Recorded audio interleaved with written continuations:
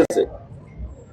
खरं तर अनेक वर्ष याच्यावरती अनेकदा मुंबईतल्या लोकांनी हा गोष्ट केंद्र सरकारला सांगितली की त्याच्यासाठी एक वेगळं महामंडळ तुम्ही करा, ते रेल्वे मंडळच वेगळं करा. कळलं का? अजून काही होत नाहीये त्या सगळ्या गोष्टींसाठी. आणि रेल्वे मुळात एक गोष्ट आपण बघितली पाहिजे याच्यातनं की या शहरांचं सगळ्याच आपल्या शहरांचं काय झालंय. नुसता हा रेल्वे पुरता मध्ये विषय नाहीये. की त्या दिवशी माझ्या एका मुलाखतीमध्ये पण मी सांगितलं होतं की हा सगळ्या शहरांचा आपल्या विचका झालेला आहे. एक तर रिडेव्हलपमेंटच्या नावाखाली रस्ते नाहीयेत आणि नुसत्या उंच उंच इमारती उभ्या राहत आहेत या सगळ्या ठिकाणी.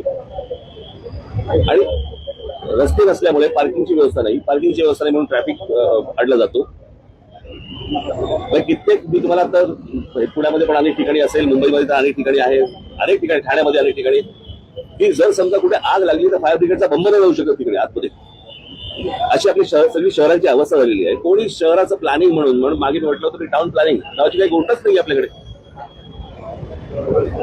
मी गेले इतकी वर्षाची मी तुम्हाला सांगतो की बाहेरून येणारे जे लोंढे आहेत आपल्या सगळ्या शहरांवरती आदळणारे, याच्यातच ही रेल्वे कोलमडली कशासाठी.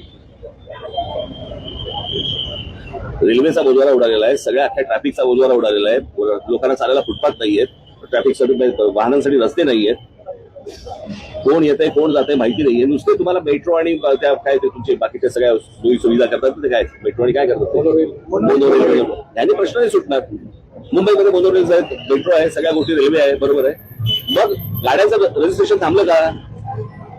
टू व्हीलर फोर व्हीलरचं रजिस्ट्रेशन थांबलंय का? नाही थांबलंय. म्हणजे त्या गाड्या येतातच आहेत. म्हणजे नक्की मेट्रो कोण वापरतंय, मोनोरेल कोण वापरतंय, कोण काय करतंय, काही कोणी पाहायला तयार नाहीये.